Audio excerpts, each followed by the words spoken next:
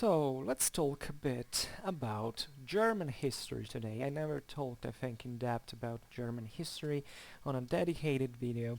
Today I would love to address a moment in the history of the Holy Roman Empire that is quite important, that is the first half of the 14th century. It's important because it was a moment of transition for a very wide area of Central Europe that had so many consequences for the whole continent, and that can be observed in many ways. There is a lot of political, institutional, and social change within the borders of the empire, and we will be talking especially about the Transalpine lands of the empire, so Flanders, Germany, and Bohemia as well.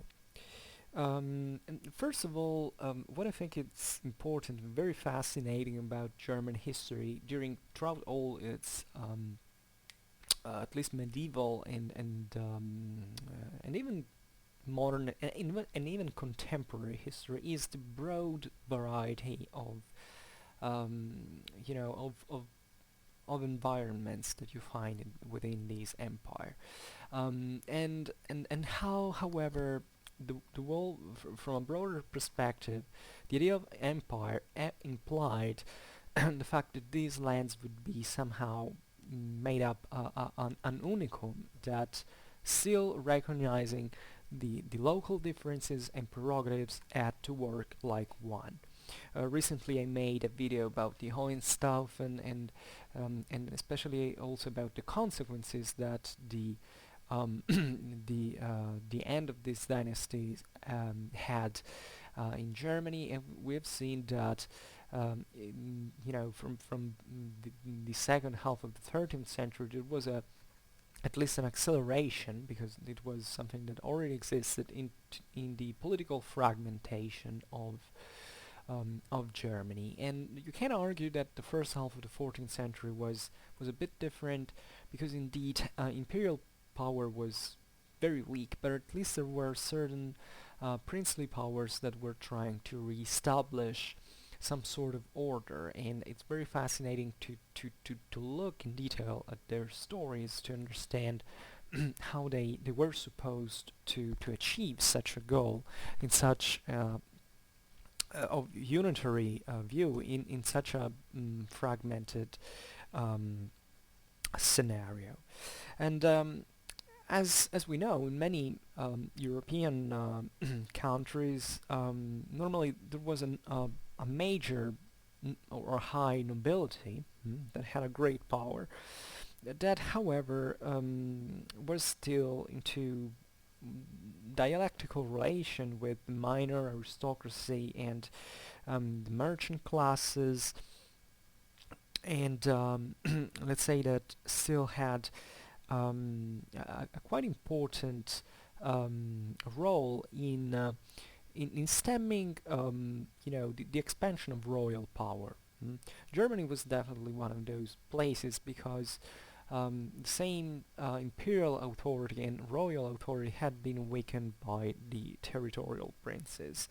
However, there is a part of Germany, or better, a part of the Holy Roman Empire, that is Flanders, was something on its own that was culturally akin to Germany in its Germanic roots in part, but was also quite close to the French world, and it had always been a frontier area. We're talking about Flanders, in fact. That was very different in this pattern, because it was, as we have recalled many times in our videos, a very intensely urbanized area. Germany, historically speaking, had never been very highly urbanized, especially in its central and northern areas. The major cities were present along the Rhine and partly along the Danube. Obviously, because of Roman influence that made certain urban centers existing there, and these were centers that eventually survived into the Middle Ages, and in which the Germans eventually built up a urban urban system in those areas. But let's say that the highly and mostly intensely urbanized area of the Holy Roman Empire side Italy, that obviously was the first in the world, was Flanders. And Flanders had these very big cities, very powerful, very wealthy, very well placed. They were in contact through the Rhine with the with the, excuse me, with not with the Black Sea. Well, telling the truth, at least the Danubian cities were on the Black Sea, but in contact with the Black Sea, with the Danube, and there were channels that connected already at that time the Rhine with the Danube. What I want meaning that is that Flemish cities were obviously in contact with England, that is just in front of them, and in the North Sea, also with Scandinavians. This was something very ancient, telling the truth. Even from since ancient times, there were trades between Norway and the Rhine. Well, the Flemish were in the middle, and they had this very proud tradition of political autonomy that had very ancient roots.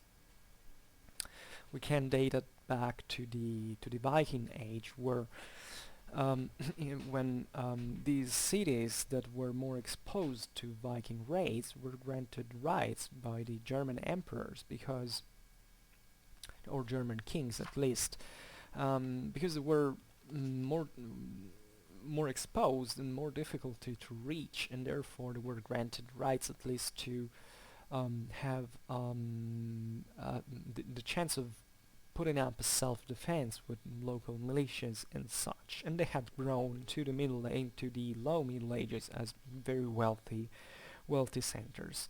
Well, in the 14th century, this area of the empire um, still retained feudal powers. As we know, feudal powers were usually in contrast with cities during the low Middle Ages, because these centers were growing exponentially, and the old feudal nobilities, that was, you know, normally based on different social and economical structures, tended to, if not to stem, at least to impose its authority on these cities, because they had a great income, and these citizens normally wouldn't agree so lightheartedly. And in fact, at the same beginning of the 14th century, you find that that there are very big revolts, especially because the Flanders had been invaded at a certain point by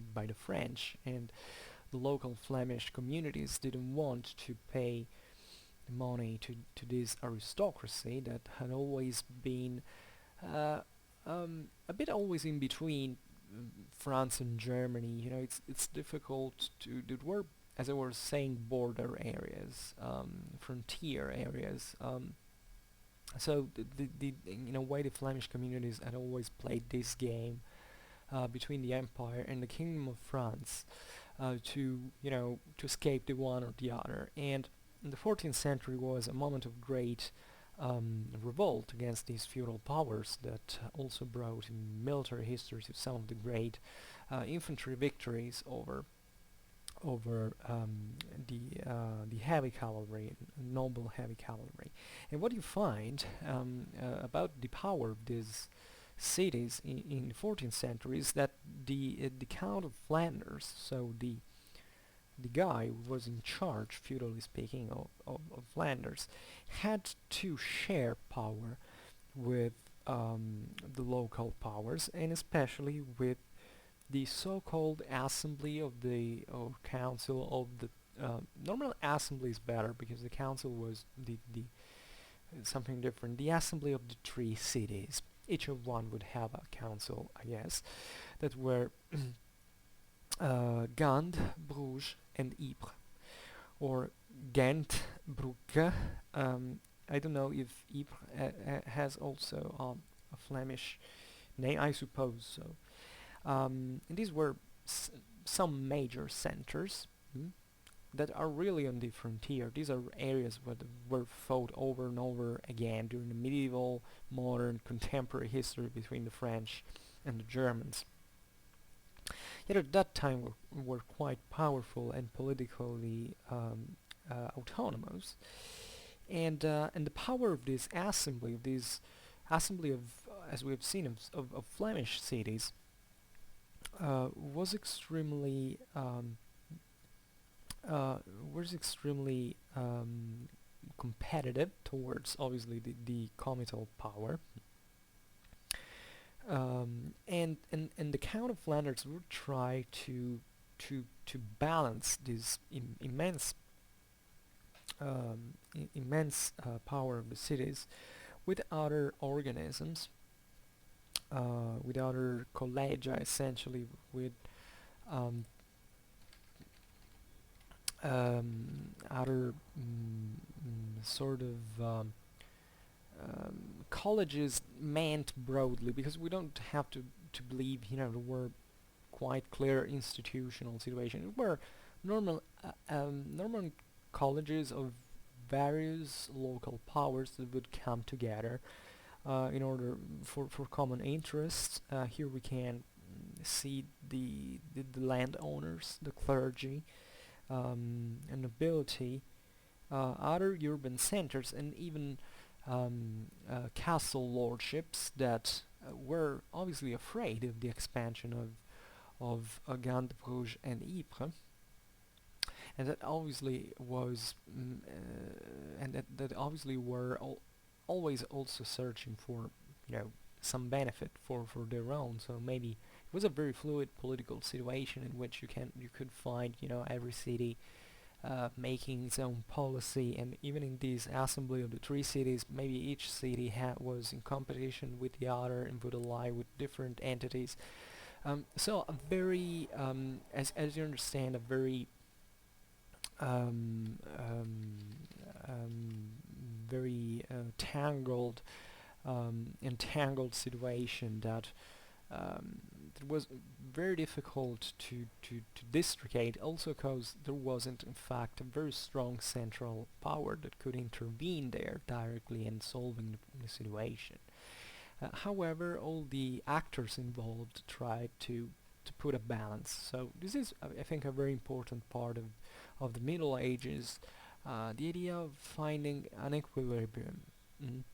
The idea that fragmentation doesn't bring to disorder or chaos as it's always thought. It obviously brought to a lot of fluidity, but medieval institutions and communities always tried for a common settlement, an agreement that could satisfy everyone, which I believe that really Western identity and culture owe very much to, because in other cultures you don't find something like that. You find in other cultures, that there was a king or an emperor that decided everything, and everybody was equally subservient to him. In Europe, you find this endless quantity of communities that always dialogue together, that always tried to find solutions, joint solutions, and this is very, very, very important.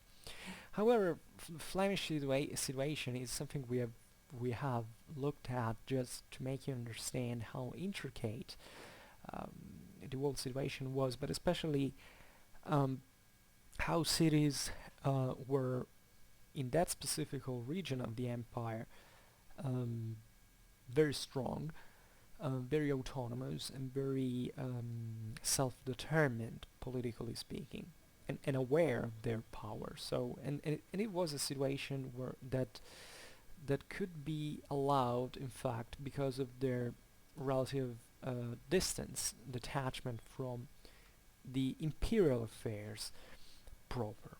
Because the situation in Germany was different, was indeed different, because as we were saying at the beginning of the video, it's not that Germany hadn't had cities. On the contrary, we know um, that that the German cities had showed, especially on the west, in the west and in the south, a great vivacity, a great vitality.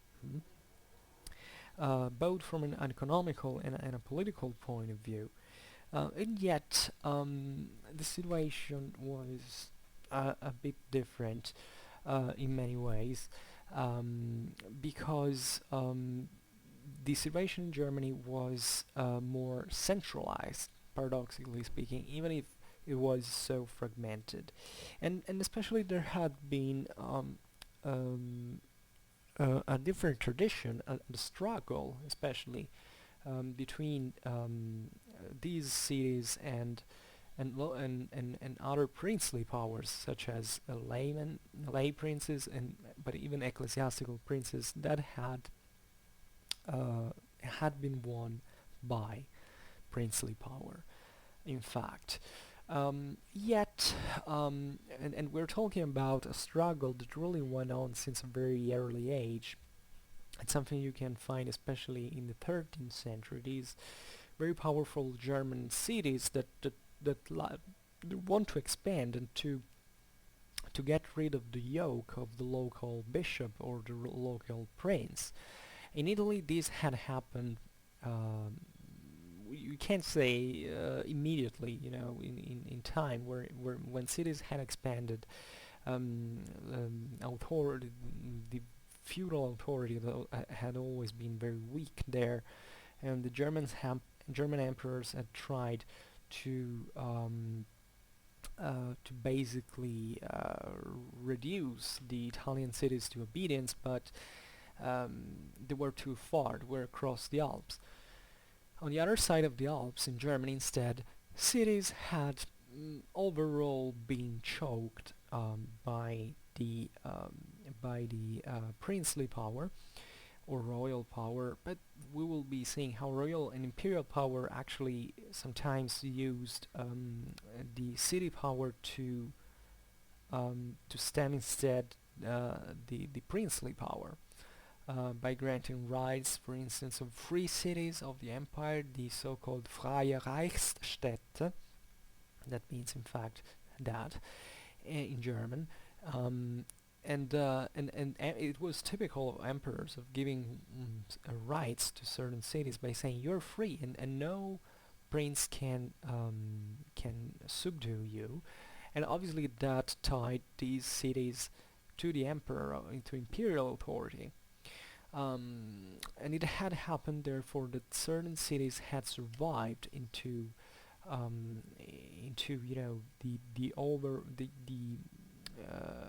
the prevalently princely dominated Germany in certain sacks. German free cities didn't have the huge territorial power of Italian cities. They usually had a much smaller area of expansion. Usually, they had in fact a very few space, and they were not even meant to expand. They were called free by the emperor, but as a matter of fact, they couldn't expand militarily speaking outside. Their freedom stopped essentially with their cities, with their city walls, excuse me, um, and, and their freedom consisted in fact in economical freedom and internal political freedom that however couldn't be used for expansionism, like instead Italian cities did, quite simply because they had no one stemming them, no one preventing them to do so. Um, and and when imperial power collapsed, however, certain cities were definitely eaten up alive, literally by the princely power, especially in those areas where the urban phenomenon had been weaker, and where when princes were the most powerful. In other areas, however, the city rights were even enhanced because imperial power eclipsed for only 20 years in Germany, telling the truth. It eclipsed more broadly in the sense that the emperors that were elected at a certain point were very weak. They weren't like Frederick II, for instance, that already wasn't that strong in Germany as we can, as we recall, because princes were quite powerful even for the emperor most of the time. But let's say that all these new dynasties that rose up from the bottom after the true imperial and royal power had vanished, and eventually took on their in turn royal and imperial power, used these imperial rights to play politically in their favor, and sometimes the helped urban centers themselves. And this happens especially, in fact, at the end of the German interregnum. Interregnum means literally the space between, the kingdoms. Let's say the royal the royal power. In 1273, Rodolph the First of Habsburg becomes king of the Romans, and from that point on, in fact, you see the Habsburgs. I mean, a dynasty that was otherwise new, quite young, and, well, not really young because the dynasty was very old, but let's say as a new power in Germany was very young. Definitely played with these rights and granting more freedom to certain cities in order to stem the the power of other princely dynasties that were rising, and by obstacling them in the process. Um, and in turn, however, these rights weren't just used to make cities more powerful in certain strategical areas. They Obviously, imperial rights were used much more directly sometimes, even to strengthen the dynastic power. The same Habsburgs, for instance, weakened considerably the power of Wien. When the Habsburgs settled in Vienna in English, if you want to call that way, because the Habsburgs came from Swabia into Austria, and Austria during the interregnum had a big economical development, and during the Bohemian domination that had preceded the Habsburgic one, the King of Bohemia was doing the same thing with the Austrian nobles. He was enhancing the rights of the Austrian towns and cities, including Vienna, that provided, by the way, many supplies and other logistical resources to his military campaigns in order to damage local feudal lords. Well, when the Habsburgs arrived and decided into the Austrian tried to center their power in Vienna, or Vienna once again, they necessarily had to decapitate the middle classes that were rising. These kind of citizenry aristocracy that had plans of freedom, and that instead, with the settlement of a dynasty of a princely family into the city, so their autonomy vanishing essentially. And in fact, the Viennese tried to kick out the Habsburgs at many times in this moment. And we have, however, to recall that, as we did for when talking about the Flemish centers, that the political game was much more intricate than this. I mean, there could be cities who were, friendly with certain princes because they wanted maybe to fight against other princes and against maybe another city, and so on. So it's really a mess, because European history at this point is really all about, and especially in Germany, where the political map is fragmented in an incredible way. In the 12th century, there were 1600 different dynasties in Germany. Just think of what it means. I don't know if you've ever looked at a political map of Germany in detail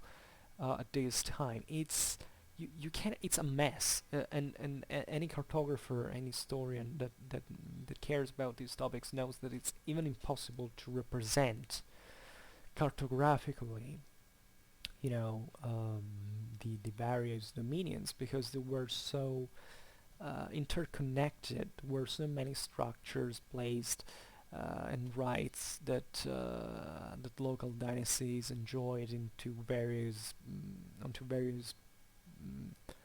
levels that it's impossible to even represent it, spatially speaking.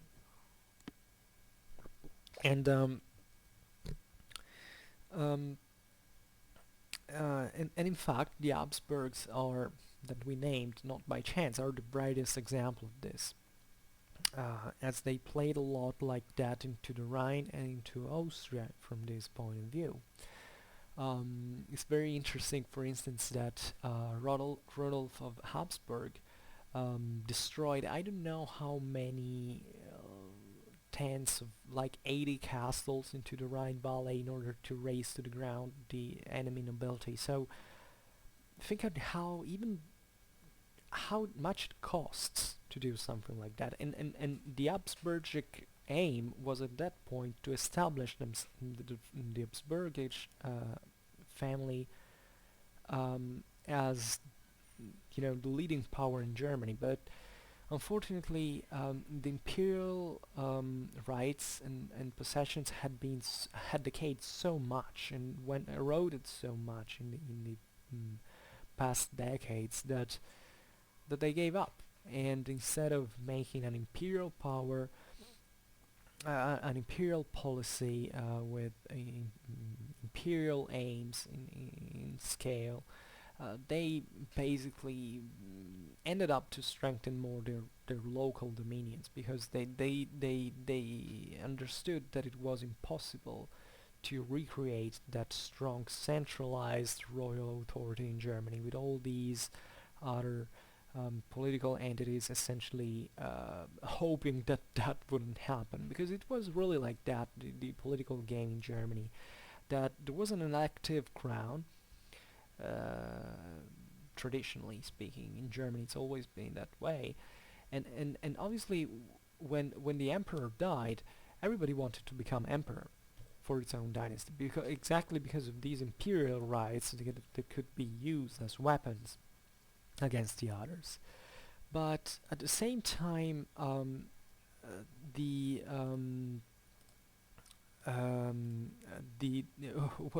what the electors were doing was to choose someone who was so weak as an emperor that could let them do what they wanted into their local policies, territorial policies. So um, it was a bit of a vicious game, but however, with the Habsburgs, for instance, they were mistaken, because the Habsburgs, when Rodolph of Habsburg was elected, he was very weak, but he played so well his political cards that all of a sudden he got the whole Austria and many other territories, and all these electors were scared.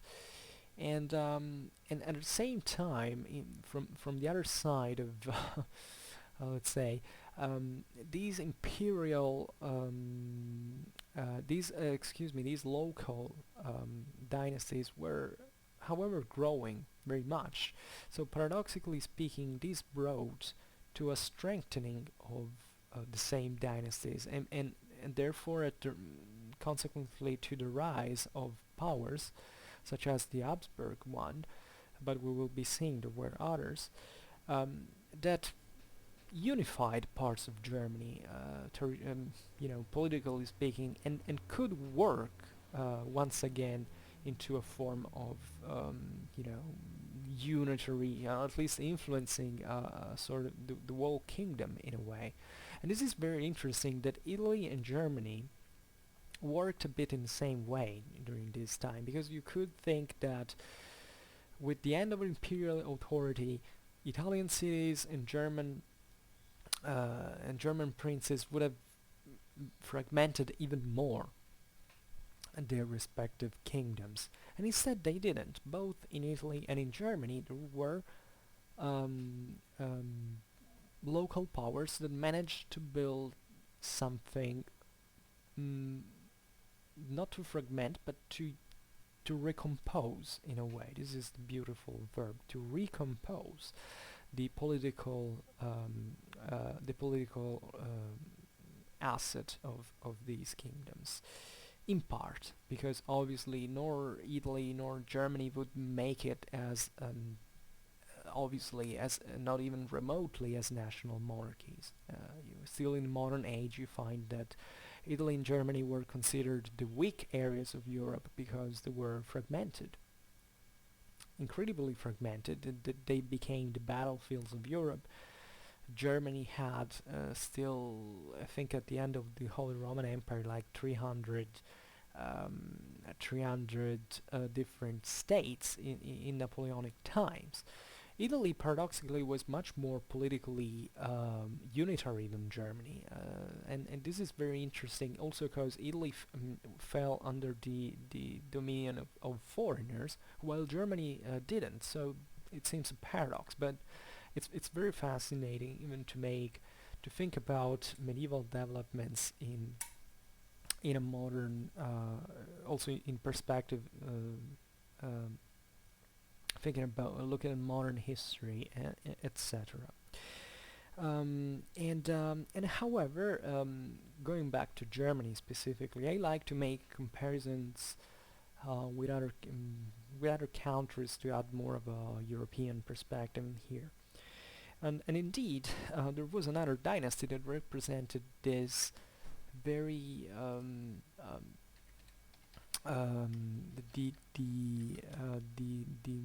the multifarious, multiform phase of the Holy Roman Empire that were the Luxembourgs. Luxembourg was at the time into the Holy Roman Empire, but it was a French-speaking land, and in fact the Luxembourgs were French-speaking and culturally. The Habsburgs were German, but they also were quite close to France because their dominions, their original dominions, were in Switzerland and in Alsace. So and it's very interesting these Western dynasties, Western from a geographical perspective of the Holy Roman Empire, instead creating their own power into the east. The Habsburgs went into Austria, the Luxembourgs went into Bohemia, even the Anjou, that were French, however, went into Hungary at a point. So that is the definitely the prompt for another video. And Harry VII was probably one of the most important Luxembourg sovereigns. He ruled from 1308 to 1313, at least as King of Germany, King of the Romans, and eventually Holy Roman Emperor when he went down to Italy to make himself crowned. And in spite of his commitment into Italy, because he went to Italy as all the other emperors had been meant to do. Rudolf Habsburg, for instance, never went to Italy. He fought into Italy in his youth under Frederick II. His brother was even killed against the Lombard League. But as a king of the Romans, he never came into Italy. Even Dante, who was a great believer in imperial power, for in the secular world, reproached him for not having come into Italy. Henry VII of Luxembourg came into Italy instead, and it was a very important journey, that of Henry into Italy, because it was the first imperial journey, or at least the journey of a German king since a very long time, essentially since Frederick II. And at that point, in fact, most of Italy was under the Angevin hegemony, so the Guelph bloc, and Harry VII, by coming into Italy, revived instead Ghibelline power in many Italian cities, especially in the north. In the north of Italy, he managed to strengthen this very strongly this Ghibelline bloc, and to revive imperial imperial tradition, the one that had been proper of the Hohenstaufen that we recalled before.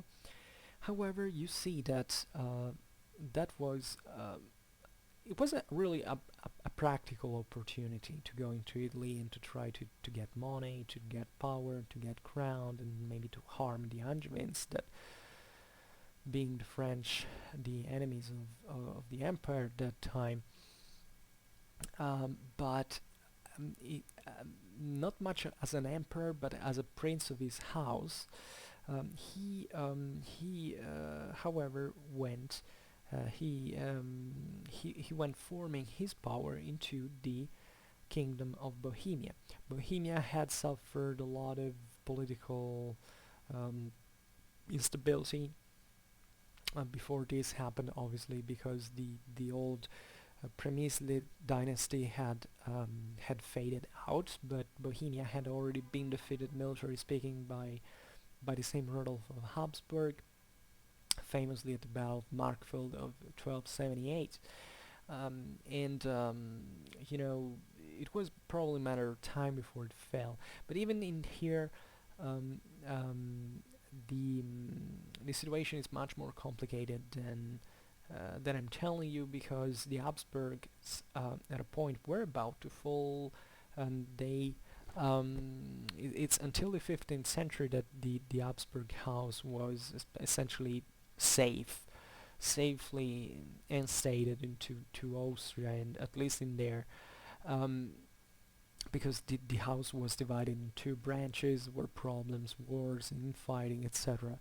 But just to tell you how things get easily and transform easily into this Central European landscape, the Habsburgs, after defeating the Bohemians, basically had become were about to secure even the title of kings of Bohemia and even of kings of Poland in the first half of the 14th century. That's something I discovered recently, I think a year ago. I wasn't aware of that. Then it vanished as a political project, also because the Habsburgs in fact had suffered assassinations, revolts, and stuff like that. So, but this great reorganization of territorial power was very important, and it tells you so much. And Henry VII is a great example of this, because the Luxembourgs from 1311, instead of trying to recompact Germany, or maybe expanding into their native lands of Luxembourg, went creating a kingdom into Bohemia. And obviously they didn't abandon Germany and their territories, but let's say that they were eager. I mean, it was natural to think of any opportunity that could open to them into this very fluid scenario in order to strengthen their houses. And this is probably the most fascinating aspect about German history in this period. Um, However, imperial power in this process went astray, went declining. There was a lot of decline, especially in public, in the institutional idea of the empire. You know, Germany was evidently incapable of being unified again by a king. There were many families fighting against each other, and it was not even the will of creating a central power, as we have seen. Aside from, you know, there wasn't the possibility for these families, so why trying to even establish one altogether? It was useless, because nobody wanted someone else telling them what to do from an upper position. Um, After Henry VII, we have Ludwig the Bavarian, who belonged to the Wittelsbach dynasty. That is very famous, and it was part of one of these dynasties that rose to power very strongly at this point. The Duchy of Bavaria was quite a power at this time. Maybe not much as the Habsburgs after they took Austria. By the way, the Wittelsbachs and the Habsburgs fought really really harsh during all this period for the borders between Bavaria and Austria. Also, the Archbishop of Salzburg was quite involved into these scenarios. I mean, you must go into really a cartographical detail to get all the picture right, because there was nothing unitary into this. And Ludwig the Bavarian went into Italy as well, but with much less power than the one of Henry VII had. Henry VII had gone into Italy with a very large expedition that really resembled the old ones, accomplished meaningful political results. He died into Italy telling the truth of illness, so the whole expedition was seen as a major failure. He seemingly was about to leave Tuscany, where he died, in order to make an expedition against Naples, so against the Angevins in the south. So, but he died. So the whole project was aborted. When Ludwig the Bavarian, descended into Italy in the 20s of the 14th century, he had a much weaker power, and he was in fighting against the Papal Legatus that was in northern Italy. Northern Italy kept being a mess because obviously, yeah, we have seen Henry VII had more or less revived and strengthened the Ghibelline power, but the Italian Ghibellines always needed the Germans to help them, because obviously, indeed, the French Guelph power was quite strong.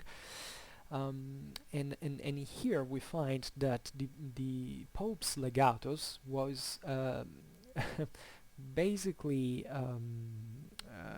in northern Italy was building a lordship on his own into Italy.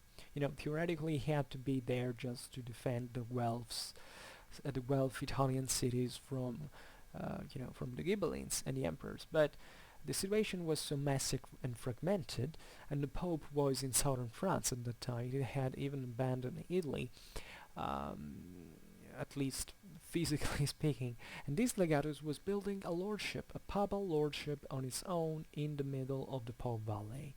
And Ludwig the Bavarian went into Italy to fight against him. And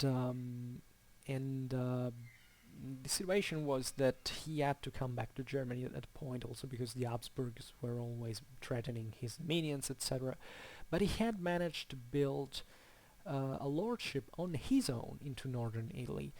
When he went away, eventually the Pope's legatus was very weakened by Ludwig, and he died. So this papal experiment into of creating a lordship in northern Italy under his rule vanished. But just to tell you how, there wasn't, from a German perspective, the idea of the old traditional imperial expedition that would put everything in order into Italy, because they simply hadn't the power anymore. What could the Wittelsbachs do? Just Bavaria in fighting against half of the Italian cities, very few. Although it has to be recognized that he already managed to do enough from that perspective. And this great weakening of imperial power, you even find that the son of Varian VII descended into Italy after Ludwig the Bavarian, doing something very similar to what Ludwig had done, and then coming back to the north. John of Bohemia, John of Luxembourg, he was the one who eventually died at the Battle of Crécy, being blind, sweeping his sword into the midst, into the melee, and being killed finally. And he was much more of a knight than a king. He had a kingdom, but he preferred to go randomly across Europe fighting into battlefields. And we come to his son Charles of Luxembourg, better known as Charles IV of Luxembourg. That is one of the most important figures in medieval history. He's the king that made Prague, so the Bohemian capital, the a European culture, excuse me, a European cultural capital. Mm? Prague was still strong under the Przemyslids, and especially Ottokar II had already strengthened its cultural relevance. But it's under Charles IV that this center becomes a really meaningful one. And Charles had, in his youth, had followed his father John into Italy, and had lived into Italy, and he would make another expedition on his own when he became king of Germany as well. So you understand how concitate, how frenetic all this activity was. But we remember Charles for from the German institutional perspective that really makes you understand how this whole story about the German kingdom and imperial power, royal power ended. We can say it was definitely sanctioned as such with the famous Golden Bull of 1356. This this Golden Bull was formulated by Charles, in fact, and in it were contained very precise norms that regulated the prerogatives of the great electors. Mm. What were the electors? The electors were normally the princes that participated to the German election, to the election of the German king. What was the who were these electors though? Well, originally speaking, um, it were I can't say it was all the German freemen that elected the king, but the idea of the base was exactly this one, that the German king had to be elected by all the representatives of the major um, of the major social classes of Germany, of the major representatives.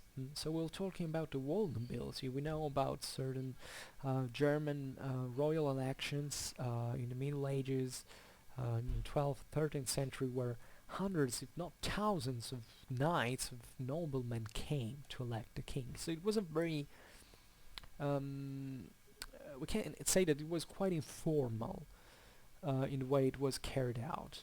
There was a common consensus by some certain of these people that that guy had to be elected. That there was probably always another group of people who said, no, we don't want to elect him, because it always worked like that in German elections. And then this guy was crowned and was, generally speaking, recognized as a king. But the electors hadn't really been formalized up to that point. There were the major ecclesiastic princes, major lay princes, and those were normally the guys who effectively had the power owned the power in Germany, and they would elect him. But what happens with the Golden Bull of 1356 is that for the first time the German electors were identified institutionally as such. I mean, there were certain titles that were famously three ecclesiastical titles and four ecclesiastical four lay princes, and that were chosen in this sense because at that point they had a very meaningful power, but there was probably also tradition that wasn't just imperial but also ecclesiastical in the sense of the broad Western Church of that time, because there were the three ecclesiastic electors who were the three major archbishops, the Archbishop of Cologne, the Archbishop of Mainz, and the Archbishop of Trier. Mm? Technically, the primate of Germany was the Archbishop of Salzburg, but these three archbishops were quite important because they kind of resembled within Germany the three major areas of what would have had to be in the empire, because the Archbishop of Cologne represented in a way Italy, also because Cologne had been founded by the Romans. There was this Roman tradition, the Archbishop of Mainz represented Germany, and the Archbishop of Trier, west of the Rhine, represented France, that theoretically speaking was still part of the empire, at least in the mind of the Germans and their imperial ambitions. And then the laymen, and therefore these three archbishops had a sort of prerogative on their own and were extremely important in European history, and obviously in the balance of German royal power. Then the lay electors that were formalized in the Golden Bull were instead, famously, the Count Paladin of the Rhine, the Duke of Saxony, the Margrave of Brandenburg, and the King of Bohemia. And these 7 electors wouldn't remain in modern history. At a certain point, even Bavaria enters into play. I mean, it was still something subject to, theoretically speaking, to change, possible of changing. The emperor could decide that, in fact, together often with the other electors. But what's really the meaning of this thing? First of all, in the Golden Bull, it was forbidden to divide votes. This was done really thinking about these 7 powers as seven votes on their own. It was 7 is an odd number, so obviously it means that as these guys voted, the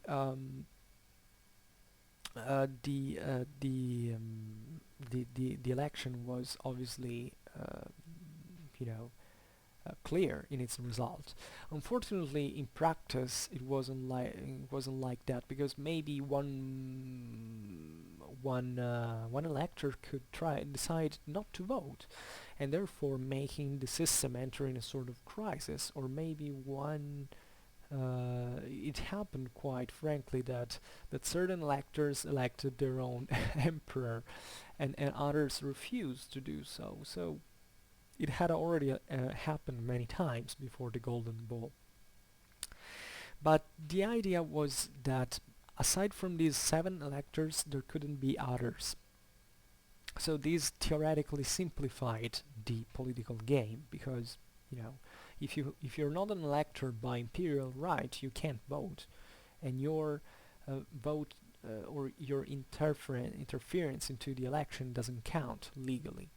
Because the Germans were quite concerned about this, because they knew what the mess that could arrive from a problematic election like the ones that had taken place after the hand of the Hohenstaufen dynasty, in fact. And from the other side, however, and most importantly, the Golden Bull meant quite easily that that there were certain royal rights that were inherited by the princes, because it's obvious that if a German national monarchy had been created in Germany, like the Hohenstaufen could manage to do, but they didn't. There would have not been an election system like that. Probably the Germans would have retained, for cultural and traditional reasons, the idea that there was a formal election, in the sense that all the major social representatives would participate into the election, but maybe royal power at that point would have been too powerful to be even discussed, and maybe a dynasty like the one of the Hohenstaufens could have done that if they had managed to centralize the royal power in Germany. But this, in the Golden Bull, what you find is that the same emperor basically granted an imperial right, so nobody could discuss that. That was the point, because the emperor was the major authority, and he was given the right of electing the emperor. So it was basically admitting the weakness of imperial power in front of these guys, in front of these nobles that could elect the next sovereign, just for the sake of being electors and out of their personal power, because that was really it. So the year 1356, as always, it's just a number, but the event that took place in it is quite meaningful, of a process that obviously has a much longer story, as we have seen, and that really admits and sanctions the fragmentation of the German political organization, or at least the Holy Roman Imperial organization, from this time onwards. And it's a very important chapter of European history, because it made a lot of difference that Germany went fragmented and didn't have a kingdom on its own, aside from the name, because obviously the kingdom of Germany still existed. The emperors were normally kings of Germany, or were first king of Germany, then elected king of the Romans, and then elected Holy Roman emperors, and they had this sum of titles, but it all started from the kingdom of Germany. But there was nothing unitary in this kingdom anymore. It was just these local princes that did whatever they liked, and that constantly fought against each other and pursuing their own policies. And I think what is very interesting, by the way, is what we were talking about before, is that the major powers that eventually rose to power, especially from the late Middle Ages and in modern history into Germany, weren't actually German. This is quite interesting. For instance, Bohemia wasn't German because it was Slavic. The Habsburgs had Austria, but from a certain point onwards, the greatest majority of their own territories were not even part of the Holy Roman Empire itself, because they expanded in Hungary, in Italy. Italy was part of the Holy Roman Empire. What I'm saying is that they weren't German, in fact. The Brandenburg, from which the modern Prussia would stem, basically expanded towards the east to the Baltic Sea, so non-German lands, or at least lands where there was a German community, but it was in the midst of other ethnicities. And instead, in the center of Germany, the fragmentation remained. You don't find in Germany basically a very strong power that, aside from entities that were like the Duchy of Saxony or Bavaria, that weren't really major powers into the modern age. So it's interesting to see how this Holy Roman Empire that was born with a name of being a universal empire that could aim to become the Western Roman Empire once again, and reuniting even the East with a Mediterranean policy that reached its apex with the Hohenstaufen dynasty, in basically 1 century became nothing from a centralized point of view, just a sum of many states or other entities that all played their own political game for themselves, essentially, not for a political public authority like the one of the empire was supposed to be. This is a topic I would have liked to dedicate more time. I will surely come back on this thing of Holy Roman Empire history and the decline and fragmentation of Germany during the low Middle Ages. But it's already good to have drawn a bit of an introduction about it. So I hope you enjoyed this video. I'm sorry, I'm pretty tired today. I'm sure that you hear that, even I'm not speaking quite fluently. But I hope nevertheless that you enjoyed this video, that you have any question that you can pose to me.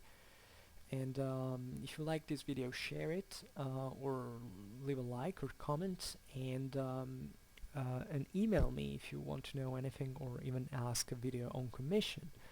So once again, I hope you enjoyed my video. I wish you a nice time, and till the next time.